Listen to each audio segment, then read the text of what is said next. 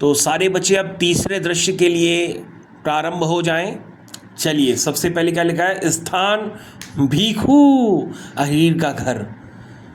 अहीर के घर पे रहता, भीखू अहीर के घर पे रहता था। कौन रहता था? बसंत, उसका भाई प्रताप।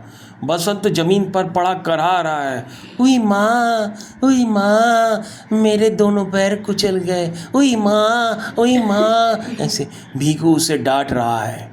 भीखू कह रहा, क्या कह रहा? बड़ा दर्द है, दर्द नहीं तो क्या आराम मिलेगा?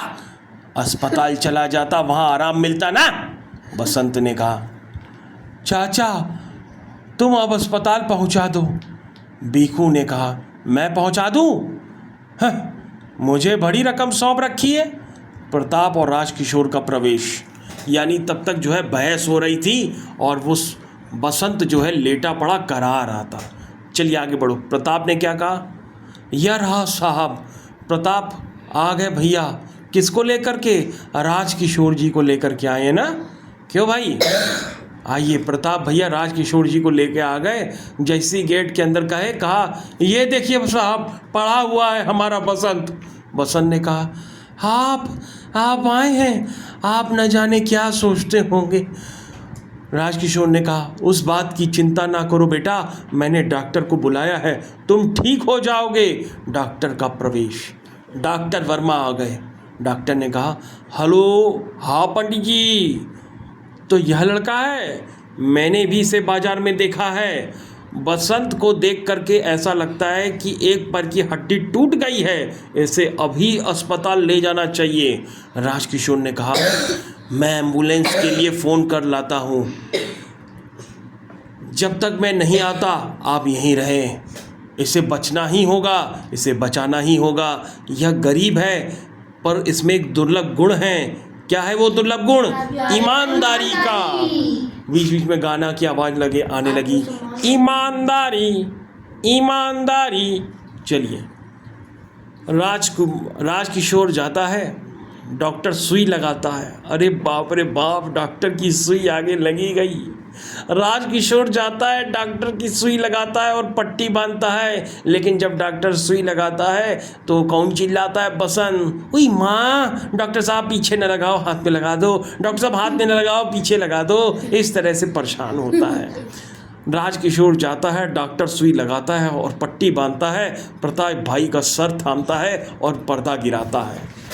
चलिए बच्चों, बूंद बूंद जान। एक ईमानदार व्यक्ति ना तो प्रकाश से डरता है और ना ही अंधकार से। बच्चों, ये था तीसरा दृश्य, इसकी समाप्ति हुई। अब बच्चों हम लोग आगे आते हैं और देखते हैं कि ये कौन है। ये जो भाई साहब जिनकी फ़ोटो लगी है, ये भाई साहब को पहचानो बच्चों, ये कौन है? विष्णु प्रभाकर। ये कौन है बच्चों? चलो देखते हैं। विष्णु प्रभाकर। बच्चों, जैसा कि आप जान रहे हैं कि बच्चे इसका नाम बता रहे हैं।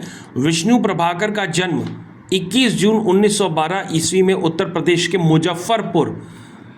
मुजफ्फरनगर जिले के मीरानपुर गांव में हुआ था। इनका नाम था विष्णु दयाल, किंतु लेखक बनने के बाद इनकी रचना छापने वाले संपादक ने पूछा, आपने कोई डिग्री ली है? उन्होंने कहा, प्रभाकर पास किया है। उन्होंने कहा, प्रभाकर पास किया है। बस संपादक ने तभी तो इनके नाम के आगे प्रभाकर लगा दिया और ये विष्णु प्रभाकर हो गए। ठीक है बच्चों, इनकी पहली रचना दिवाली के दिन मिलाप पत्रिका में 1931 में छपी थी। इन्होंने 1955 से 1957 तक आकाशवाणी ऑल इंडिया रेडियो में नाटक विभाग के डायरेक्टर पद पर काम किया। मुख्यतः ये तो कहानीकार थे, किंतु इनके नाटक और उपन्यास जैसे टूटते परिवेश और कोई तो अति चर्चित रहे। 11 अप्रैल 2009 में इनका देहांत हो गया। बच्चों, ये देखो, ये इनकी फ़ोटो है। इनका नाम है विष्णु प्रभाकर, आप इनको याद रखिए। ठीक है बच्चों। चलिए बच्चों, अब इसके शब्द अर्थ को रखते हैं। देखिए बच्चों, अभ्यास शब्द अर्थ लिखा है। उत्सुक, उत्सुक का मतलब अत्यधिक इच्छुक। अहीर, अहीर मतलब ग्वाल, दूध वाला। टोला, एक ही पेशे या जाति वालों की बस्ती। रकम, धनराशि। दुर्लभ, कठिनता से प्राप्त होने वाला। ठीक है, तो बच्चों ये इसके कठिन शब्दों का अर्थ था। आप इनको जरूर याद रखिए। धन्यवाद।